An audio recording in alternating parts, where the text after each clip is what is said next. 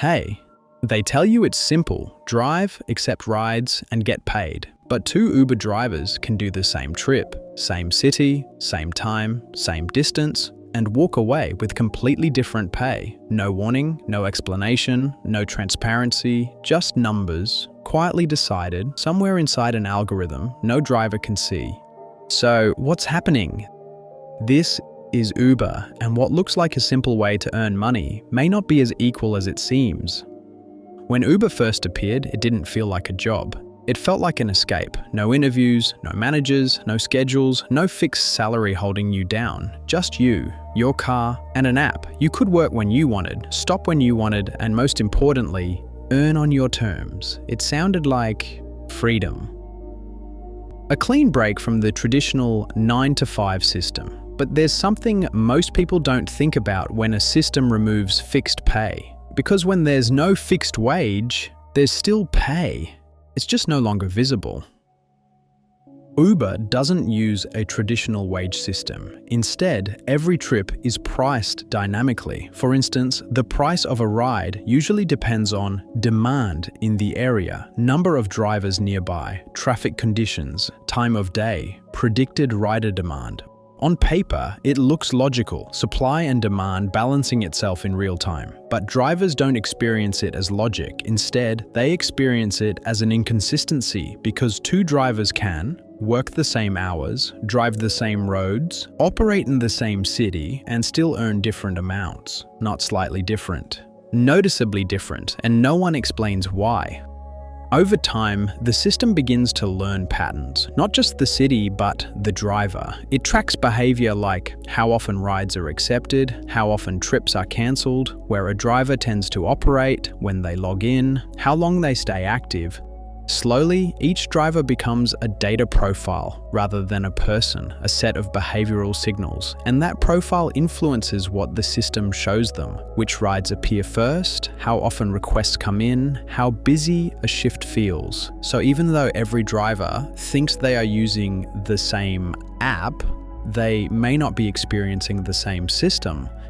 For drivers, this doesn't feel technical. It feels deep, it feels personal. There are obviously good days, constant rides, steady income, everything flows, but then there are bad days, long gaps, low-paying trips, silence between requests.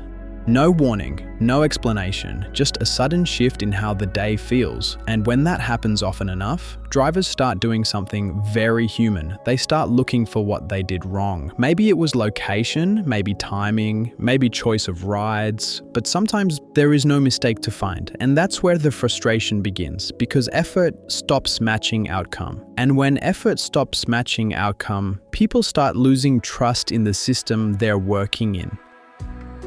For many drivers, this isn't an extra income or a side hustle. In fact, it's their survival, which means rent, bills, family responsibilities, and therefore every hour in the app matters. So when income becomes unpredictable, stress doesn't just stay on the road, it comes home with them.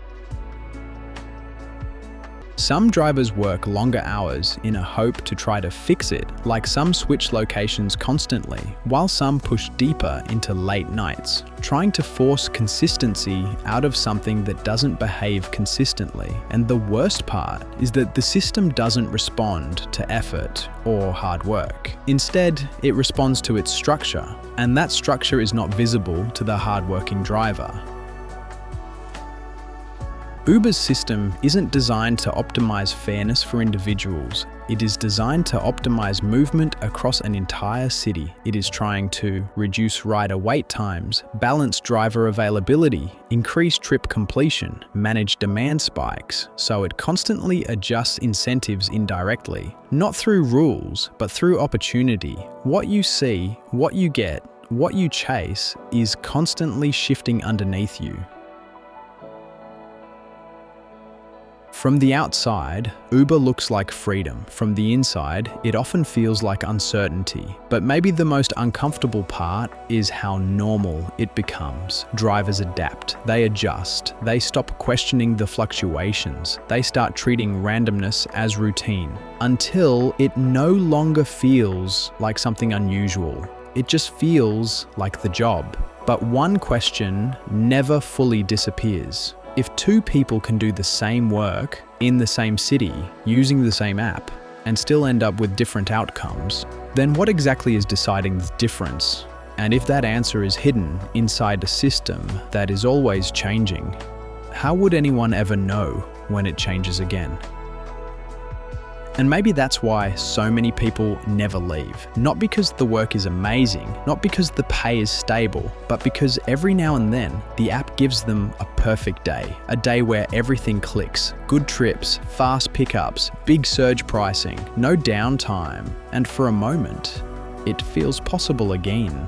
Like maybe this whole thing finally makes sense. Maybe the next week will be better.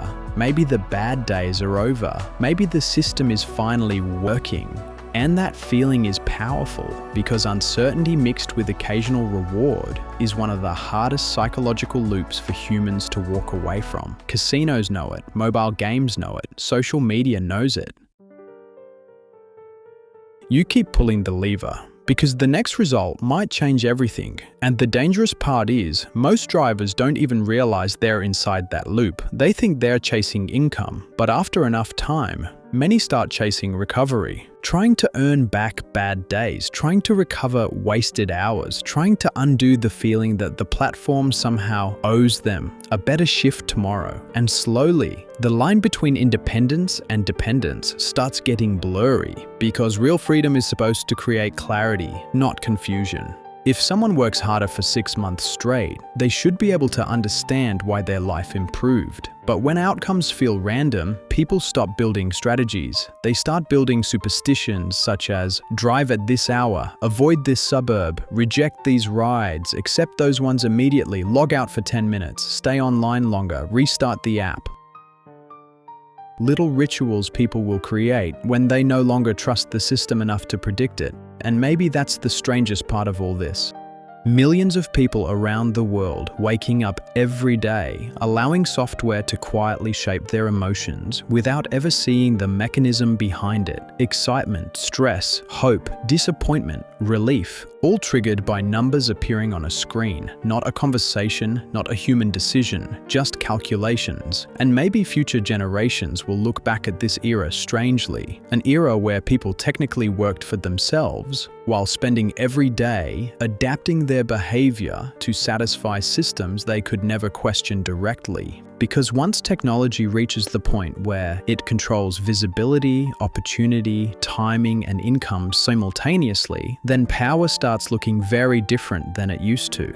It no longer needs to shout. It doesn't need threats. It doesn't need force. It just quietly changes what appears on your screen, and eventually, people change themselves around it. So maybe the real issue was never whether Uber is fair or unfair. Maybe the bigger question is, what happens when an entire generation becomes financially dependent on systems they are not allowed to fully understand?